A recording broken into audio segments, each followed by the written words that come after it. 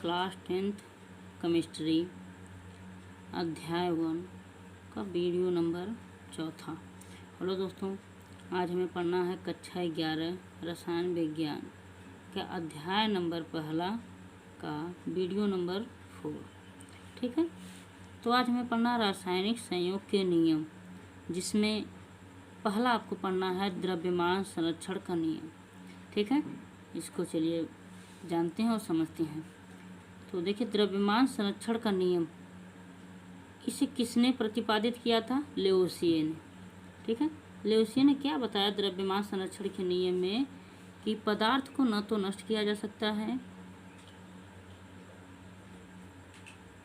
पदार्थ को न तो, ठीक है, क्या बताया? पदार्थ को न तो नष्ट किया जा सकता है,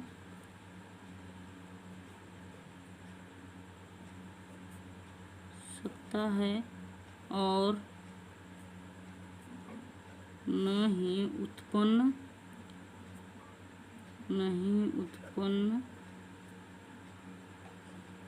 किया जा सकता है। ठीक है, देखिए, द्रव्यमान संरक्षण का नियम क्या है कि जो पदार्थ है उसे ना तो हम नष्ट कर सकते हैं, ना ही उत्पन्न कर सकते हैं।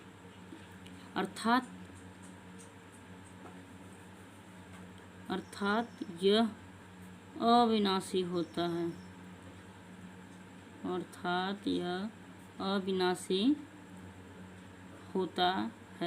ठीक है, इसका हम विनाश नहीं कर सकते हैं, इसलिए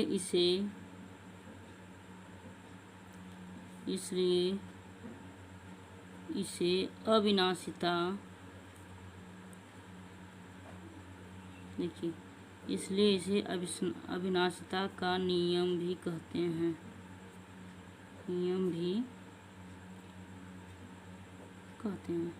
ठीक है दोस्तों, क्या करा है कि पदार्थ को न तो नष्ट किया जा सकता है और न ही उत्पन्न किया जा सकता है। ठीक है, और ना हम उसका विनाश कर सकते हैं, वह अविनाशी होता है, और हम इसे अविनाशिता का नियम भी कह सकते हैं। ठीक है, तो दूसरे शब्दों में इसकी परिभाषा देखिए क्या हो जाएगी।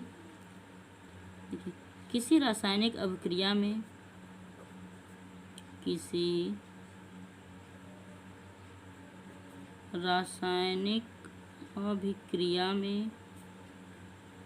ठीक है, अभिकारकों का कुल द्रव्यमान,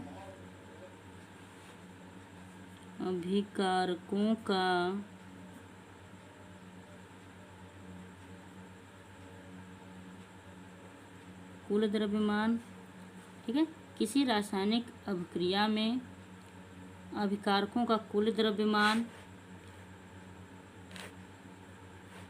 ठीक है दोस्तों, अभिकारकों का कुल द्रव्यमान उत्पादों के कुल द्रव्यमान के बराबर होता है। क्या लिखेंगे आप? उत्पादों के कुल द्रव्यमान के बराबर होता है। ठीक है, देखिए, अगर आप इसको भी बता देंगे तब भी आपका सही है। क्या करा है कि किसी रासायनिक अभिक्रिया में अभिकारकों का कुल द्रव्यमान यानी भार उत्पादों के कुल द्रव्यमान के बराबर होता है। तो एग्जाम्पल हम देख लेते हैं। देखिए, जैसे पहले आपका है एग्जाम्पल आपका है Na प्लस AgCl आपका है। ठीक है, और इधर आपका बना NaCl प्लस Ag। ठीक है, तो देखिए, Na मतलब सोडियम का आपका परमाणु भार क्या होता है? परमाणु द्रव्यमान क्या होता है आपका? 23 होता है, प्लस इसमें देखिए 2 है। ठीक है, तो Ag का आपका हो गया 108 और Cl यानी क्लोरीन का आपका हो गया 35.5। ठीक है, अगर हम इसको जोड़ते हैं तो कितना आता है? अगर हम इसको जोड़ते हैं तो आपका आएगा 166.5। इसको जोड़ेंगे फिर इसको जोड़ेंगे सबको, तो अभिकारक का द्रव्यमान कितना आ गया 166.5 ग्राम। ठीक है, अब यन्ने को देख लेते हैं। यन्ने यहाँ पे 23 है, Cl आपका कितना है 35.5 प्लस Ag आपका कितना है 108। ठीक है, अगर हम इसको जोड़ देते हैं फिर इन दोनों को जोड़ने पे जितना आता है हम 108 उसमें और जोड़ देते हैं, तो सभी जो डिजिट हैं इधर सेम डिजिट इधर भी हैं और सबको भी इसमें प्लस करना, तो इसका मान भी आएगा 166.5 ग्राम यानी 166.5 ग्राम। तो दोनों तरफ क्या है, देखिए दोनों तरफ परमाणु भार क्या है बराबर है। तो ये कराया कि किसी रासायनिक अभिक्रिया में अभिकारकों का कुल द्रव्यमान, जितना अभिकारकों का कुल द्रव्यमान है उतना उत्पादों का भी कुल द्रव्यमान है, तो ये दूसरे के बराबर होता है। इसका दूसरा एग्जाम्पल हम देख लेते हैं। देखिए दूसरा एग्जाम्पल आपका है, जैसे इधर हो गया आपका 2HgO गिव्स आउट, यहाँ पे आप टूटा 2Hg प्लस O2। ठीक है, ये आपका दूसरा है। देखिए Hg यानी पारा मरकरी, तो देखिए Hg और O को जब हम जोड़ेंगे, देखिए Hg आपका होता है 92.6 ग्राम। ठीक है, और प्लस O का होता है यानी ऑक्सीजन का होता है 7.4 ग्राम। ठीक है, ऑक्सीजन का कितना होता है 7.4 ग्राम। जब हम इसको जोड़ेंगे तो कितना आएगा आपका 100 ग्राम आएगा इन दोनों को जोड़ने पे। ठीक है, तो Hg आपका यहाँ पे हो गया 92.6 प्लस ये हो गया 7.4, इसको भी जोड़ेंगे हम कितना आएगा आपका 100, क्योंकि डिजिट सेम है तो क्या होगा यह एक दूसरे के बराबर होगा। ठीक है, तो वही कह रहा है कि अभिकारकों का जितना द्रव्यमान होगा, ठीक है, इस साइड उतना ही द्रव्यमान आपका उत्पाद में होगा, वही होता है द्रव्यमान संरक्षण का नियम। ठीक है दोस्तों, चलते अपने अगले टॉपिक पे, स्थिर अनुपात का नियम। देखिए दूसरा क्या है स्थिर अनुपात का नियम, यह बहुत ज़्यादा इम्पोर्टेंट है, बहुत पूछता है। ठीक है, तो इसको इम्पोर्टेंट आप लोग यहाँ पे ऊपर ऐसे लिख लीजिएगा ताकि आप लोगों को आगे चल के पता चले कि नहीं ये चीज़ें इम्पोर्टेंट है, इनको हमको पढ़ना है, याद करना है। ठीक है, देखिए स्थिर अनुपात का नियम क्या होता है, कह रहा है कि इस नियम के अनुसार किसी यौगिक में उपस्थित तत्वों का एक निश्चित क्या होता है भारात्मक अनुपात होता है। ठीक है, चाहे वह जिस विधि से भी प्राप्त किया गया हो।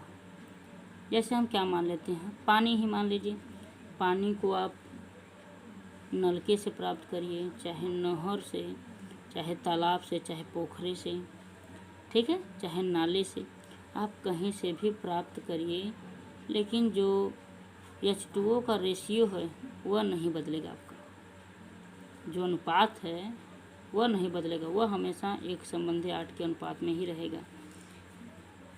ठीक है, तो लिख लेते हैं इस नियम के अनुसार, देखिए इस नियम के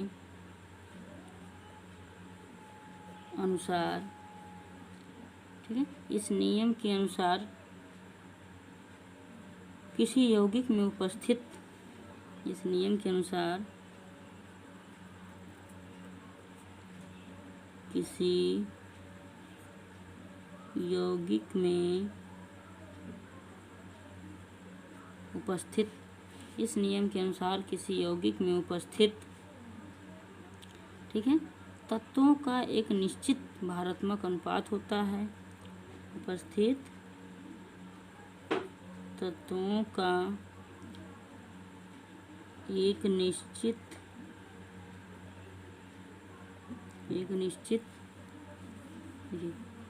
किसी यौगिक में उपस्थित तत्वों का एक निश्चित भारात्मक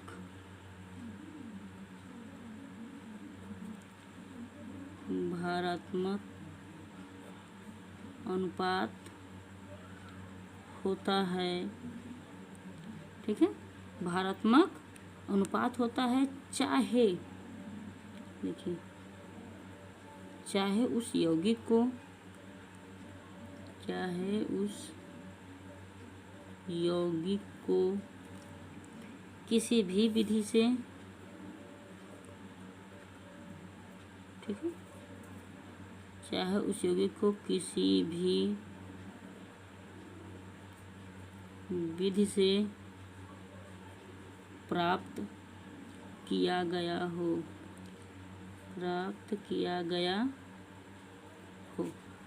ठीक है, देखिए क्या कह रहा है कि इस नियम के अनुसार, ठीक है, इस नियम के अनुसार किसी यौगिक में उपस्थित तत्वों का एक निश्चित भारात्मक अनुपात होता है, चाहे उस यौगिक को किसी भी विधि से प्राप्त किया गया हो।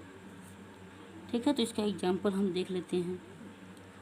जैसे आपका हो गया H2, तो हम बहुत पहले से पढ़ते आए हैं कि H2O का जो रेशियो होता है 1:8 का होता है।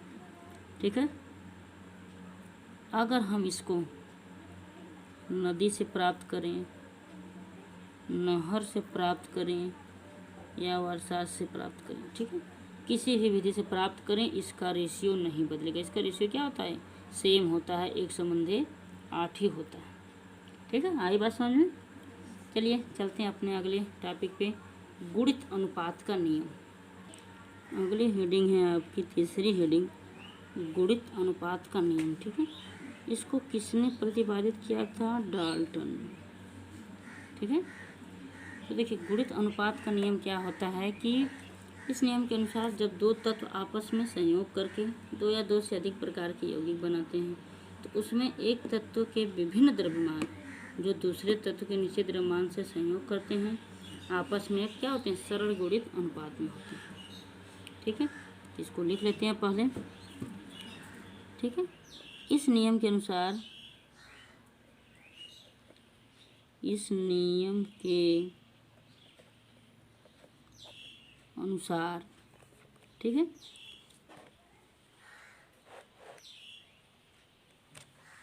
इस नियम के अनुसार तत्वों का इस नियम के अनुसार जब दो तत्व आपस में संयोग करके, जब इस नियम के अनुसार जब दो तत्व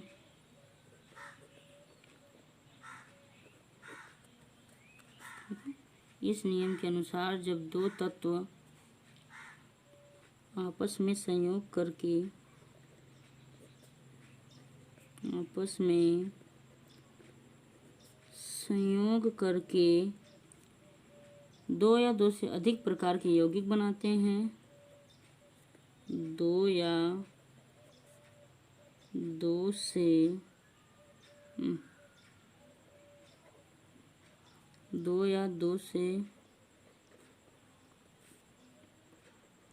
अधिक प्रकार के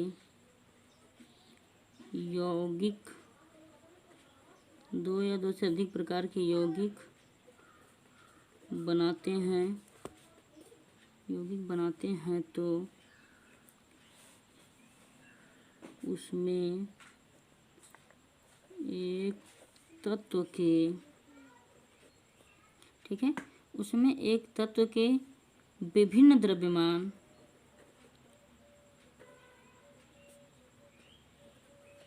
एक तत्व के विभिन्न द्रव्यमान जो दूसरे तत्व के निश्चित द्रव्यमान, जो दूसरे तत्व के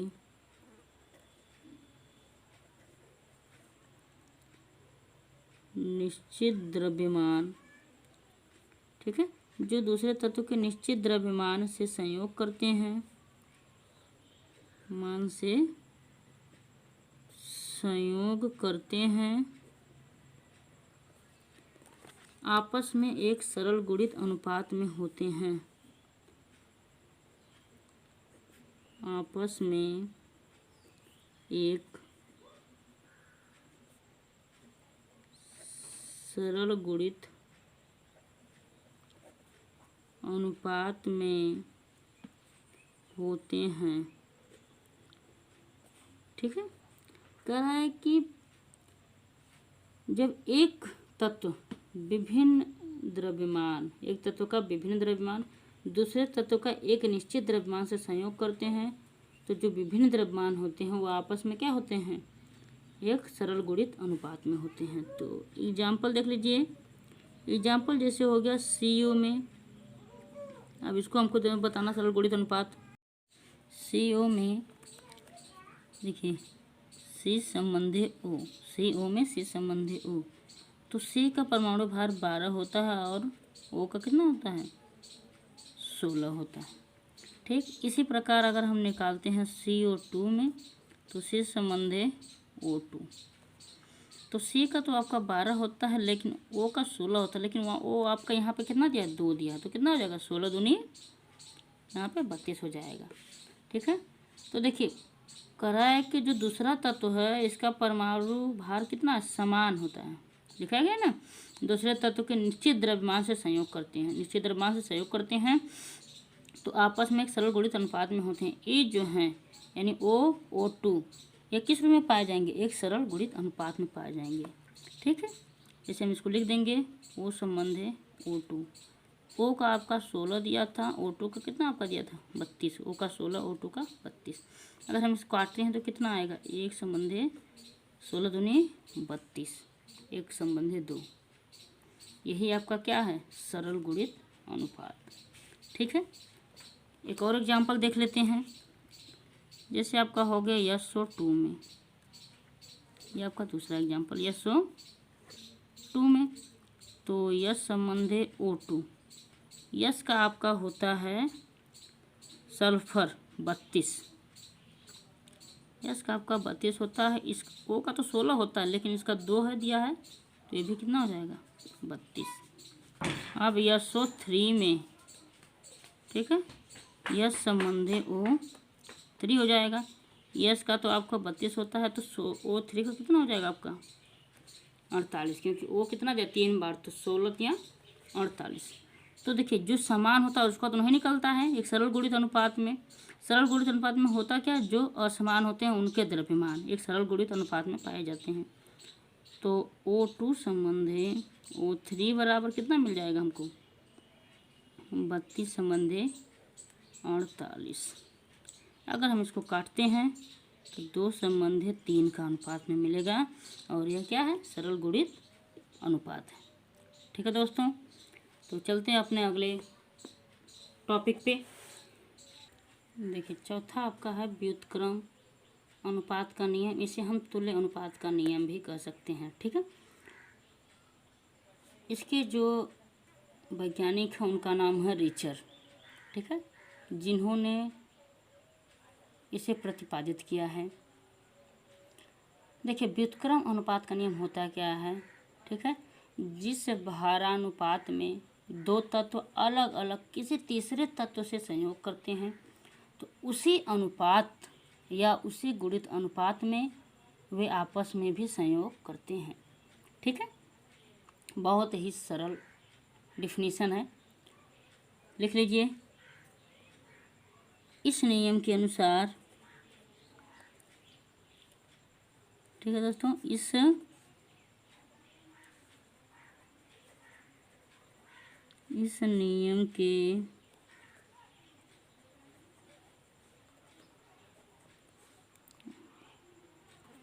इस नियम के अनुसार जिस भारानुपात में दो तत्व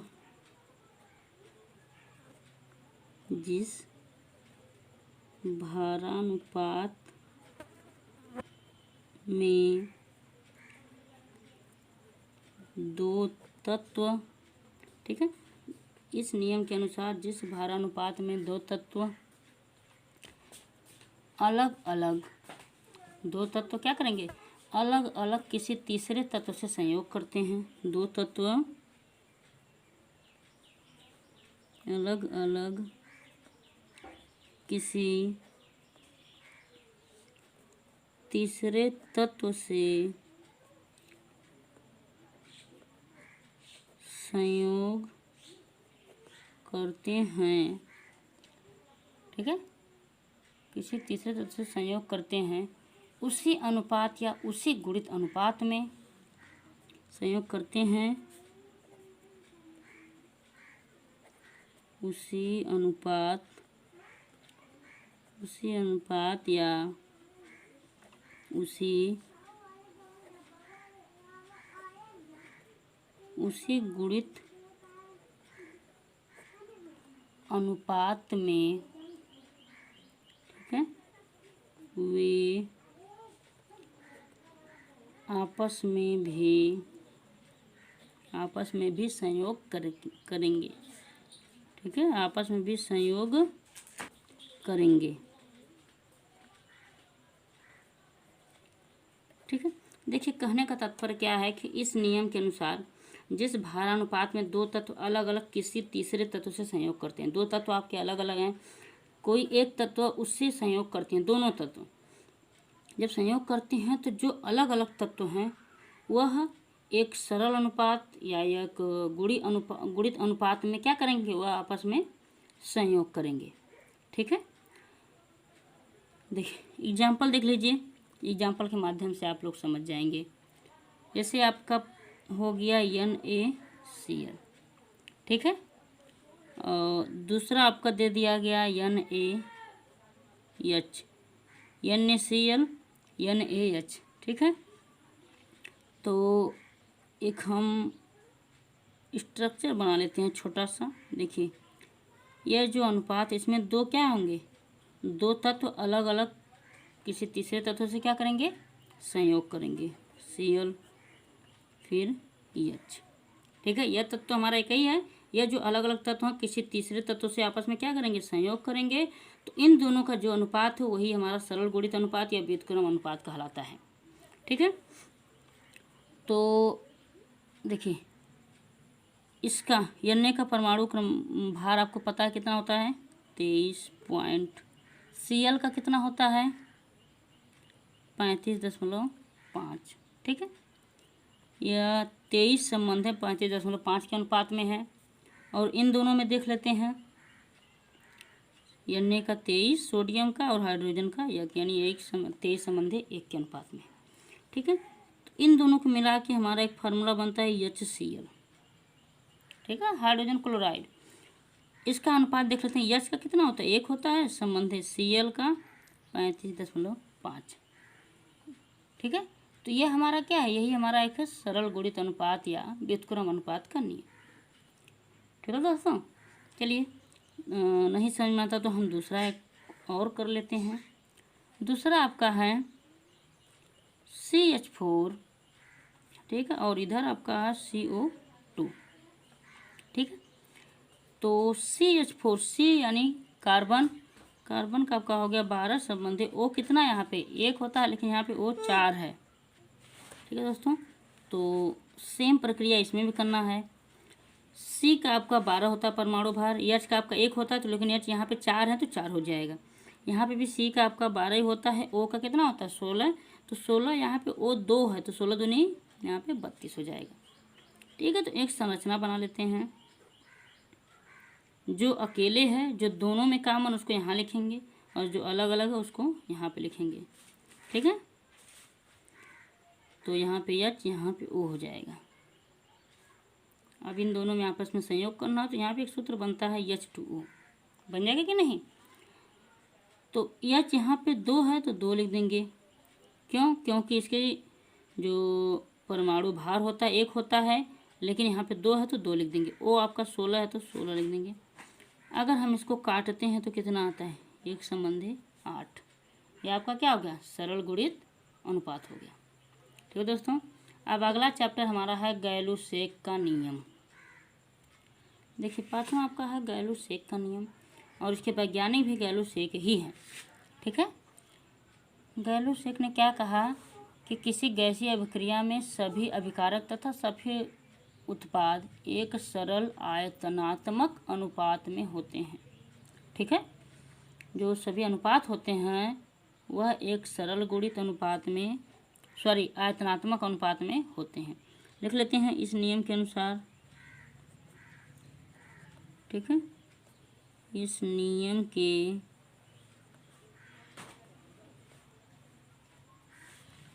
के अनुसार किसी गैसीय अभिक्रिया में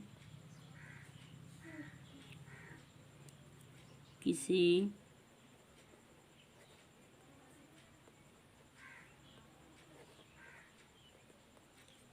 किसी गैसीय अभिक्रिया में, तो दोस्तों इस नियम सभी अभिकारक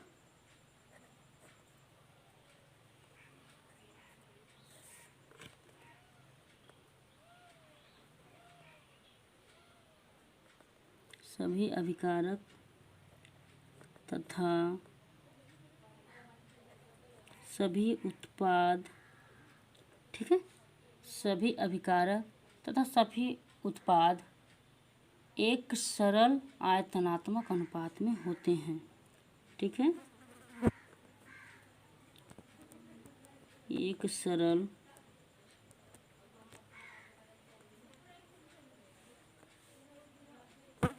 आयतनात्मक अनुपात में होते हैं, ठीक है। एक सरल आयतनात्मक अनुपात में होते हैं। तो इसका एग्जाम्पल देख लीजिए। कह रहा है कि यदि जैसे H2 + Cl2 गिव्स आउट, क्या बन जाएगा इधर 2HCl। यदि इसका 1 मोल है, इसका 1 मोल है, तो इसका भी क्या हो जाएगा +1 मोल। इन दोनों को जब हम संयोग करते हैं, इधर एक अणु बनता है, पदार्थ बनता है, ठीक है। तो इधर क्या बन जाएगा हमारा 2 मोल हो जाएंगे। 1 मोल इसका, 1 मोल इसका, जब ये आपस में जुड़ेंगे तो ये भी तो जुड़ेगा। कितने मोल हो जाएंगे आपके 2 मोल हो जाएंगे। यही हमारा क्या होता है गैलुसैक का नियम, ठीक है दोस्तों। अब आगे बढ़ते हैं। आवोगाद्रो का नियम, आवोगाद्रो का नियम, ठीक है दोस्तों। इसका जो वैज्ञानिक है वो भी क्या है आवोगाद्रो हैं। आवोगाद्रो ने यह नियम दिया है, ठीक है। इस नियम के अनुसार, इस नियम के अनुसार STP पर, यानी समान ताप और दाब पर, ठीक है, समान आयतनों वाली गैसों में, समान आयतनों वाली गैसों में अणुओं की संख्या भी समान होती है, ठीक है। समान आयतनों वाली गैसों में क्या होता है अणुओं की संख्या भी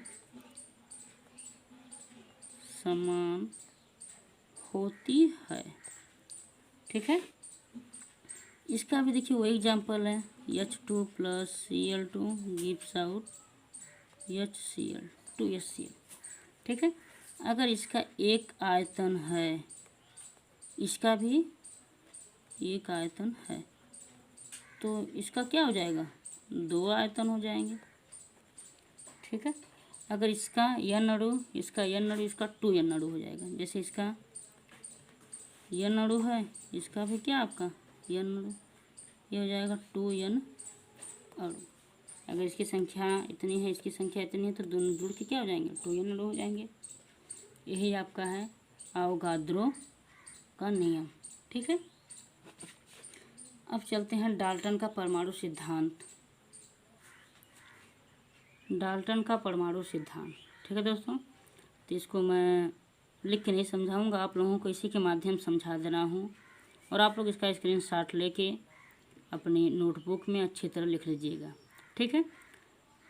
देखिए क्या कह रहा है कि रासायनिक संयोग के नियमों के आधार पर डाल्टन ने सन 1803 में एक सिद्धांत प्रतिपादित किया, जिन्हें डाल्टन का परमाणु सिद्धांत कहा गया, ठीक है।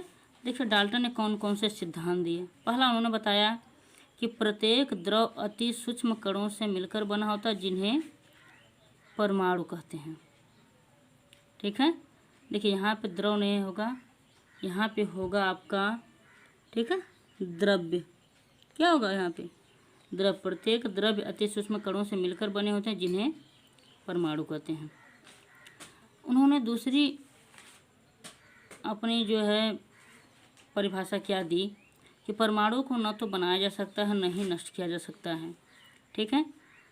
फिर उन्होंने कहा कि परमाणु को विभाजित भी नहीं किया जा सकता, सभी रासायनिक अभिक्रियाओं में परमाणु ही भाग लेते हैं, तो उन्हें विभाजित नहीं किया जा सकता।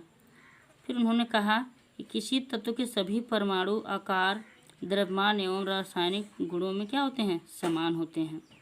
ठीक है।